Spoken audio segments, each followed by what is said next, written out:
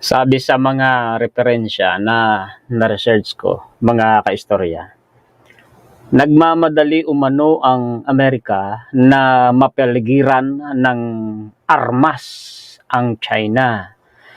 At yung pangyayari na yan, matagal na po yan kinatatakutan ng China. Oo, parang bangungot yan sa kanila na nagkatotoo eh. Kasi totoo pong nangyari na ang China ay napaligiran ng mga armas ng Amerika sa pamamagitan po ng mga allied countries. Kasama tayo doon, mga kaistorya. At ang matindi pa nito, yung mga armas na yon ay talaga pong mga upgraded, mga kaistorya, at bagong imbento na mas high-tech at mas malakas. Oo, kung titingnan mo kasi ang lokasyon ng China, talagang napapaligiran sila kahit dito po sa South China Sea. Sa pamamagitan lang ng First Island Chain, mga kaistorya, kasama tayo dun eh. Japan, Taiwan, Pilipinas, hanggang pababa dito sa may, sa may Borneo. Oo, na idagdag mo pa ang South Korea, tapos pababa pa ng Pasipiko, nandyan yung Guam, may mga military base dyan ang Amerika, nandyan yung Hawaii, nandyan ang Australia. Pagkatapos India, kaaway din po yan mga kaistorya ng China.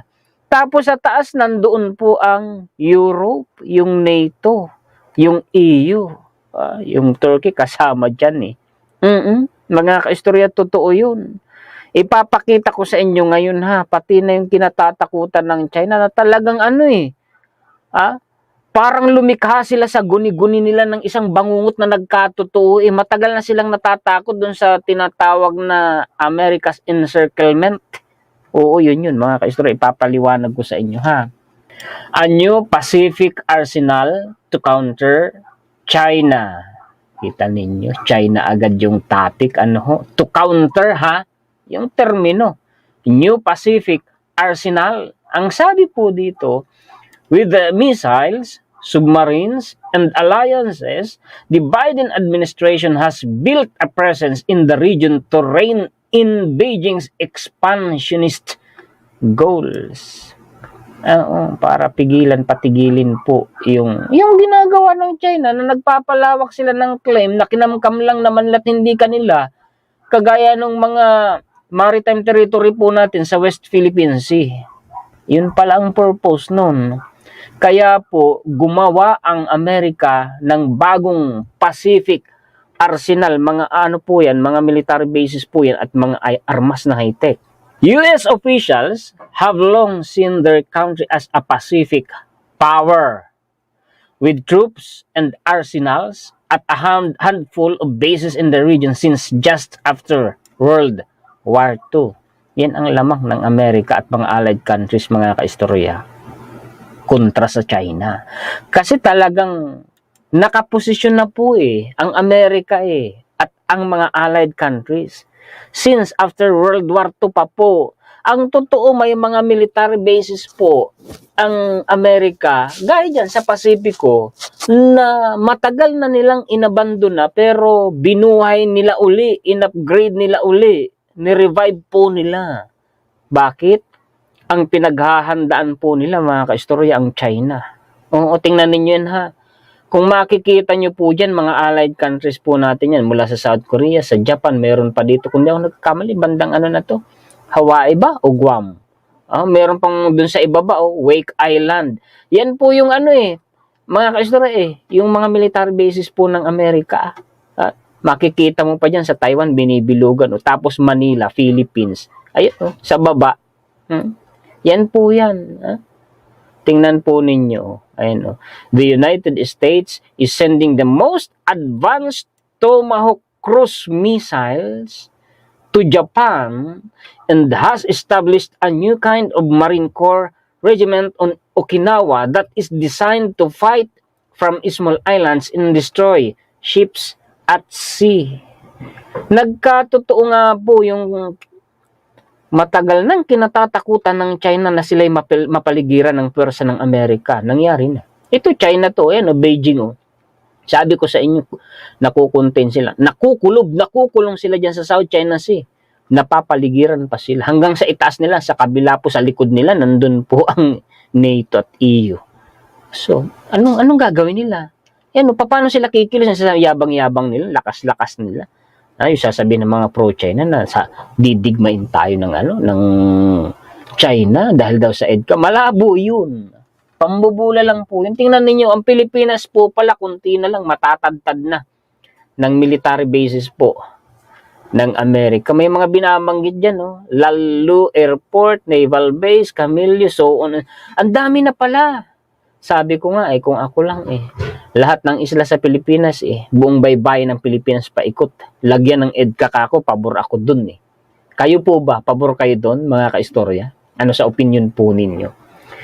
The Pentagon has gained access to multiple airfields and naval bases in the Philippines. Yan yung binabanggit ko kanina. Lessening the need for aircraft carrier, excuse me, nasa mid ako, that could be targeted by China's long-range missiles and submarines in a time of war. Totoo yun, ang mga warships, lalo na aircraft carrier.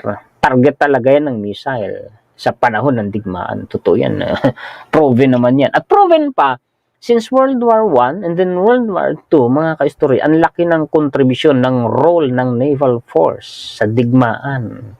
Totoo yun. So sa ganong paraan, malilesen umano yung paggamit ng aircraft carriers na vulnerable para pasabugin ng mga missile. Bakit? Bakit malilesen? Sa pamamagitan niyang mga military bases na yan ng Amerika. Alam yan, ng China. So, sa sitwasyong ito, liamado ang Amerika Liamado ang mga allied countries mga kaistorya Oo. Sa sitwasyon na yan, tingnan ninyo. Doon pala sa Papua New Guinea, meron din. Tapos pagbaba mo, nandyan na sa Australia, may mga military bases din pala dyan, ang Amerika. The Australian government hosts US Marines in the north of the country, and one of three sites in the east will soon be the new home for advanced American-made attack submarines. Yung mga bagong attack submarine ng Amerika.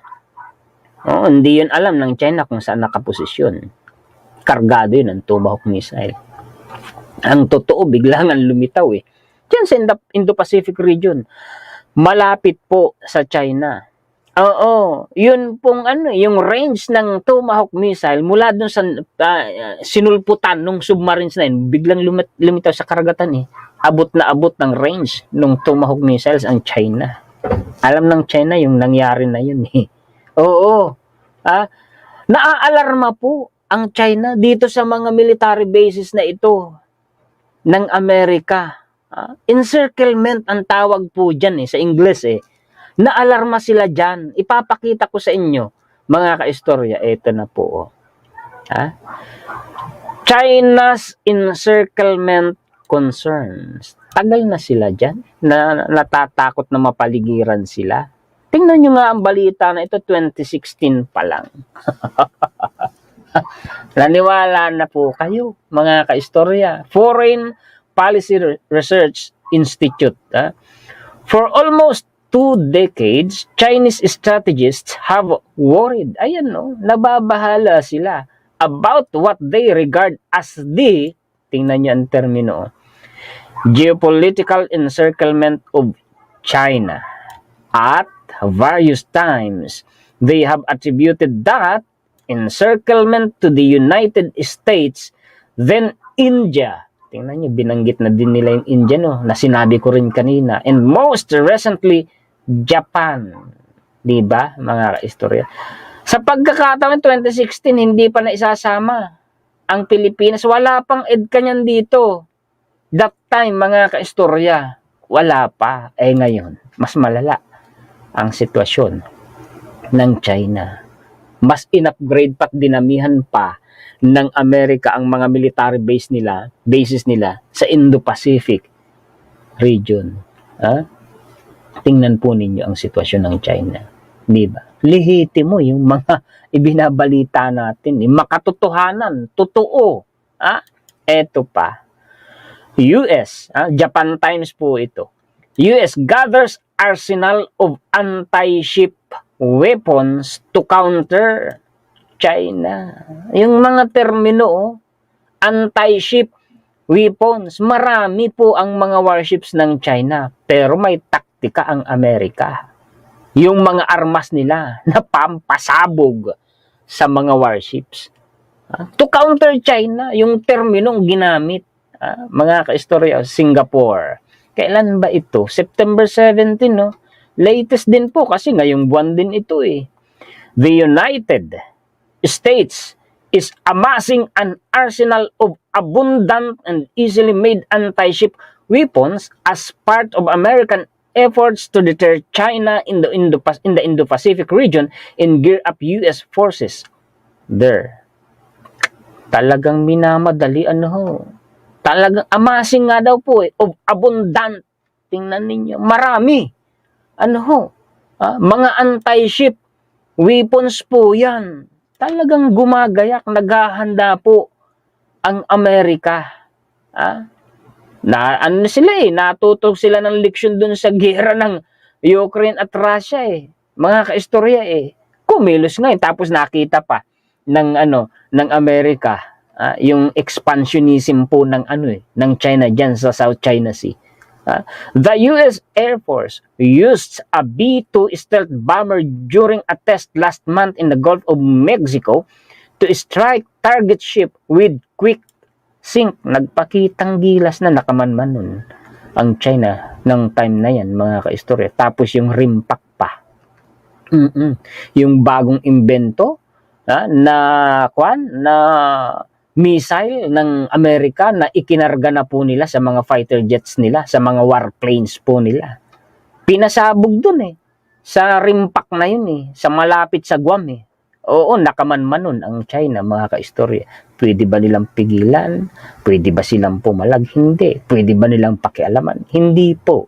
Wala silang magagawa dun. Tapos ngayon pa, pinalipad na ng Amerika, mga kaistorya, yun pong pinaka-advance ngayon, 6th generation warplane ng Amerika. Kauna-unahan po yun sa buong mundo ngayon. Yun pong B-21 Raider na ginawan ko rin po ng content. Eto pa, tingnan po ninyo China Freak, nako po, yung termino. Nagulantang. B-2 bomber can now attack and sink naval warship. Tingnan ninyo. Kaya na palang atakihin at pasabugin ito ang mga warship po ng China.